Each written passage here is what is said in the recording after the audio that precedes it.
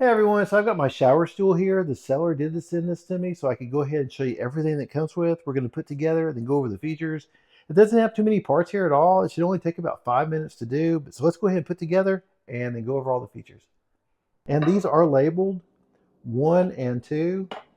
Of course, one goes down first, second go down second, and then we're going to go ahead and screw this in and take the other 4 and put those in the holes there. Next step is to go add the 4 legs on here. You just push down on here and then put this into the hole that you need to.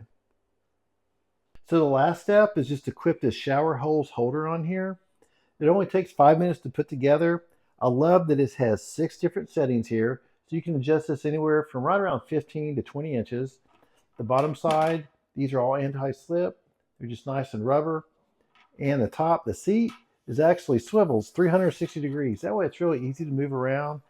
This does have a capacity of 300 pounds and it really is light. It's really easy to move. You can kind of see here what it looks on the back side. Everything's all put together. And then if you didn't need it, you just want to put it away, you can take it apart really quick. Really happy the way it looks. Easy to put together, easy to use. Hope you found this helpful.